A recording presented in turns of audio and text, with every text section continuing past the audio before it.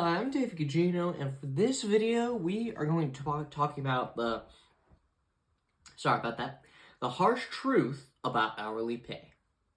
Now, the reason I'm talking about this is because a lot of people who own businesses or sell things or have investments really frown upon people who choose to go to hourly pay. So, for example, I was a server for 4 years, and I made great money serving tables, but I chose to switch to an hourly pay job where I took about a $100 cut to my pay. Now, you're probably wondering, well, why did I do that? Well, the job that I took was called a diesel mechanic trainee. I was learning to be a diesel mechanic. And the starting pay was $20 and some cents an hour, and I just worked 10:30 to 7, Monday through Friday. My paychecks were about $6.70, sometimes a little bit more if I worked, and I got paid every week. Now, the reason when it comes to hourly pay, it all is based on your value. So, for example, people think that $17 and $18 an hour is good pay. And it probably is, but it all depends on how much you work. So, like I said, with values and perception, I chose to work more and make slightly less money, but it was consistent money. Where, like, with serving tables or with selling things, you won't make the same money every week. It's crazy, but that is how it works. So, like with serving tables, if you have 5 tables and you got tipped $20 from each table in 30 minutes, you made $100 in 30 minutes. Or you'll work 2 days in a weekend and make $500 in 2 days. That's crazy.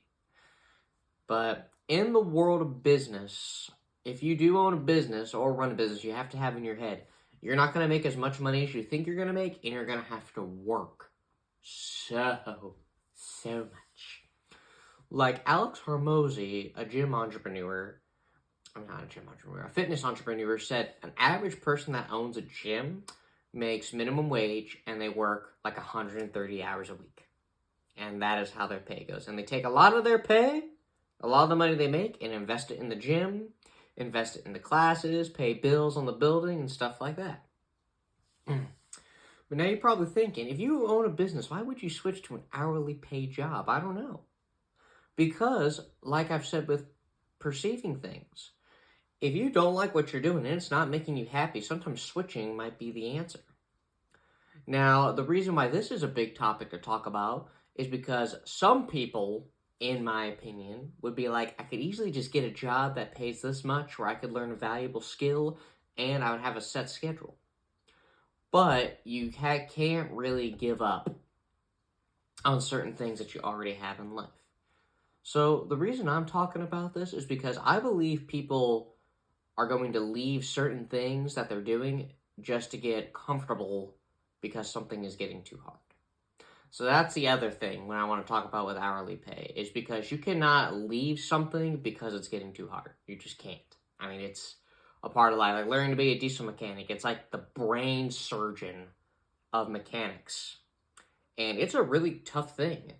But I chose to do it because I wanted to make a career for myself, and the hourly pay was pretty good. Well, now anything below $15 an hour, in my opinion, is not enough money. Now, let's say you make $15 an hour, and then you talk to your boss, well, I want a raise. Fine, I'll give you $1 raise. You got $16 an hour. Well, what happens when I make it to 18? Well, 3 or 4 years from now, you'll make $18 an hour. Well, you might not want to be at that job for 3 or 4 years, but also, do you really want to wait 3 or 4 years to make 18 when you can literally just get another job and might be more hours might be different and work might be harder and then make 18 here?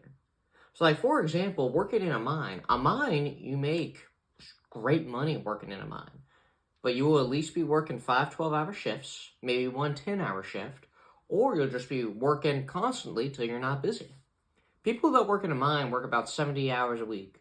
Now, you'll probably be making $1,400 to $1,500 a week, and you're probably like, well, gee, that's a crap ton of money. But if you're working 70 hours a week, you will have time to do absolutely nothing. Now, you think, oh, well, gee, I could do something. I could find something to do. Well, I mean, if your shift starts at night or you're working nights, you're going to be sleeping through the day and then going back to work. Oh, well, I might be working days. Well, if your day starts at 4 a.m. and ends at 4 p.m., you're probably going to be so tired you don't want to do anything. And if someone's like, yeah, let's go to a bar, or let's do this late at night. Nope, I have to be at work at 4 a.m. in the morning. I have to be in bed by 6:30 or 7 o'clock at night. So I recommend, in my opinion, if you want to do a job that is hourly pay, just do your research and find something that you can learn from that job. Factory work pays well, but try to find a way to move up in that factory. Try to find a way where you can learn a skill that you can use outside of the factory, or maybe use in the factory to make you more money. So that's the other thing. When it comes to hourly pay, no matter what job you work, it will take time to get really decent money rolling in. Now, asking for a raise is not bad, but you can only ask for a raise after, I would like to say, about a year in seniority. Because in working in corporate America, sometimes life is not fair. You get what you get, and you don't throw a fit. Now, you also got to think, when it comes to factory work, you'll either be starting really early in the morning, or you'll be working through the night. See, I don't mind factory work. I really don't. Now, manual labor, now a lot of people say this, oh, you have to be paying me a lot more than that to do manual labor. Well, you got to think, manual labor still sucks. If someone was paying you $40 an hour to pick up, let's say, sacks of sand and move them on a wooden pallet for 10 hours or 4 tens, would you really want to do that? It's because when it comes to jobs, you have to find something you like to do, because money is not always the answer. There's been some factory jobs I worked into, then I find out what the hours are and what I'll be doing, and I'll be like, I don't care how that starts at this much, I'm not doing it. But with hourly pay, saving your money will be very, very easy. Now, what do you mean it's going to be easy? Because you know what you're making every week. Running a business with sales, or even with serving tables, I didn't know I was making every week. And what bothered me is being very money conscious the way I am. I didn't really like having to be like, well, I got to make this much, or like, hey, I spent $100, I have to make it back this day. Like, I did not like that. I also wanted to make a career for myself.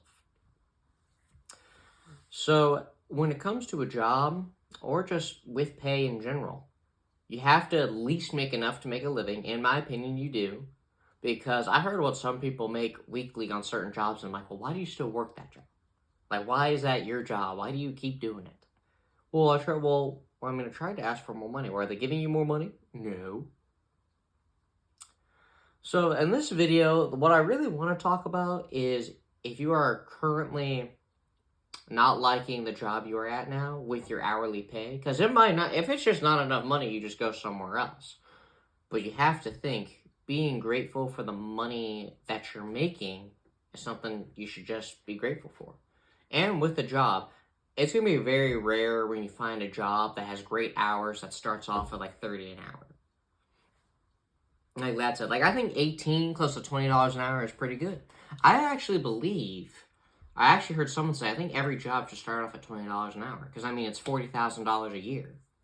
I mean, that's all together, minus the taxes and the stuff that you spend will be a bit different, but we won't get into that. But when it comes to making money, you have to make enough money. It's something you have to do. Like serving tables, if you're pulling in, I don't know, 400, 300 a week, there's something wrong there. Or let's say you do really well one week and you'll make $800. Perfect, good for you. With selling and with a business. Now, you have your ups and downs, but the point I'm making in this video is just make sure that you're making enough money for yourself. You have to put yourself first. But also, don't compare your hourly pay to somebody else's. That is what I'm going to end this video with. Well, what do you mean by that? Well, for one, someone might make less money than you. Someone might make more money than you, but their work is probably harder. Or they just work more. Or they have a simple job they do every day. Or they make less money than you, however, their job is easier. Well, I just sit at a desk and do this and that on a computer, and that's my day. How much do you make? I make this much, but I do manual labor all day. Oh, man, you couldn't pay me enough to do that. Like, you see what I'm saying? Like, it is all based on how you perceive things when it comes to pay. All based on, like, you obviously having enough money, but how you perceive making money. Because in the world of money, or in the world of money motivation, I guess you could say, there's always could be more money to be made. Now, if you're working a job and like, oh, you'll be at this after 20 years, then getting a side, we won't talk about a side gig, but there are other ways to make more money without having to work more. But to end this video with hourly pay, make sure you are making enough money, make sure you like what you do, and try to find some kind of skill with your hourly pay job to see that you can, I don't know, use it outside of the workplace or even use it in the workplace so you can make yourself more money. Well, my name is David Gugino. Thank you all for watching, and you all have a great day.